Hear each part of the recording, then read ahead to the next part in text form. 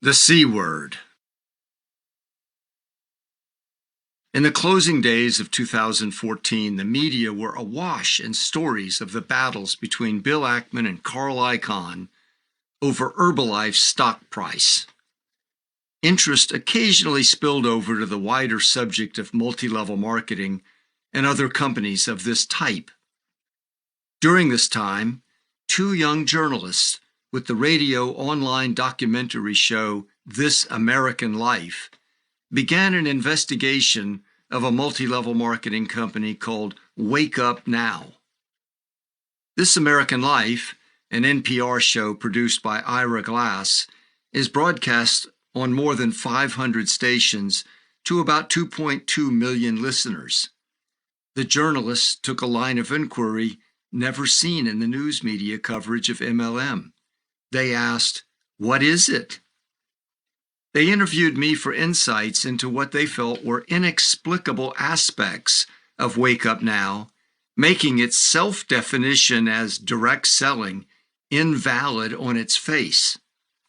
Back in September 2013, the Direct Selling Association issued a press release announcing that WakeUpNow applied for membership. WakeUpNow was also a Wall Street stock traded on the over-the-counter OTC market. Revenue had grown from $1 million in 2011 to $12 million in 2013. Just for the first half of 2014, the company reported revenue of $26 million and a customer base, that is, distributors, numbering 100,000. Its stock price had risen from pennies to $6 a share by April 2014. Within a year of its peak growth and its expose on This American Life, WakeUpNow collapsed and closed down. The company blamed its CEO for siphoning funds and misuse of revenue. What attracted This American Life's interest was not its financial profile or even the typical MLM pyramid questions.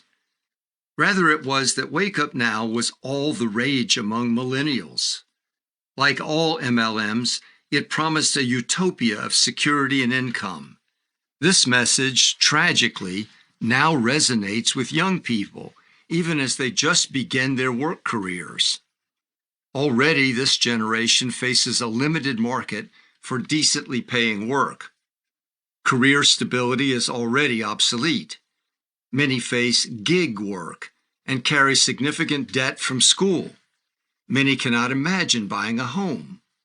WakeUpNow promoted a tailored solution, extraordinary income, and lifetime security gained not from Dilbert-style labor in cubicles, but from fun, socializing with other younger people, networking, just as many already do online. Journalists Brian Reed and Bianca Gaver observed the behavior of WakeUpNow's promoters and followers sufficiently to know, without need of experts, that its claims to be direct selling were absurd. More remarkably, they were also not particularly interested in the legalistic matter of whether WakeUpNow was a pyramid scheme. They explored what other journalists averted their eyes from. They probed into this MLM's apparent identity as a cult movement. Before This American Life's inquiry, and for much of the media still today, the disturbing characteristics repeatedly observed in multi-level marketing, well known as cult hallmarks, were ignored, or if acknowledged, couched in vague terms such as cult-like or quasi-religious. This was also despite that the largest MLM, Amway, had publicly acknowledged cultism within its operation. In a 1985 profile, Forbes magazine reported that Amway's founders hired a trusted aide of former President Gerald Ford to, quote, cleanse the sales force and downplay cultism. The commonly used euphemisms for cults seem to reference nothing more serious than exaggerated claims or inappropriate appeals to emotion. Only on rare occasions would a greater danger be suggested. In May 2013, for example, the New York Post ran a story headlined, "Herbalife Suspends Cult Distributor." The article described Herbalife recruiting in Israel, where one top recruiter was using, quote, humiliation, threats, and sexual abuse to enforce obedience among his Herbalife recruits. In the report on Wake Up Now, the C word, cult, without qualification or euphemism, broke through on National Public Radio.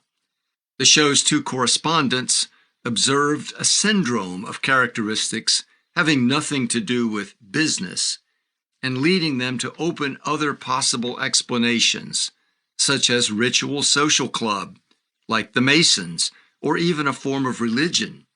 Journalists Reed and Gaver were baffled how tens of thousands of people, mostly young, and many African American and Latino, would buy the scheme's commodity products and dubious services at $80 to $150 per month. They pondered how the scheme convinced so many to work at no profit and what led them to believe they would be successful when virtually none before them had been. They asked how it could be that the followers believed so fervently in a company founded only a few years before that offered no new technology and not even advertising support. Its products were mundane and uninteresting, paid access to discounts available for free in the open market on ordinary goods and services, and an energy drink laced with caffeine. Non-businesslike behavior included a godlike status accorded to Wake Up Now's leaders, rank-and-file distributors unable to describe the company's business model or pay plan, absence of sales training, 5-hour promotional events with repetitive messages that the attendees later mimicked word for word, near ecstasy displayed by recruits over commonplace product announcements, unquestioning faith they would become wealthy from the scheme in the face of a disclosed report of 96% loss rates. The journalists wondered how to describe the attendees at a large Wake Up Now event. Members? Of what? Customers? Buying what?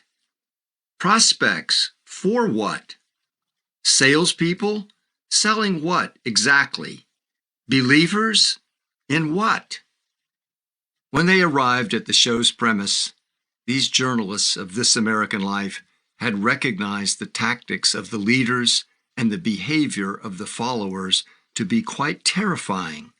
Wake Up Now was a cult, an economic cult.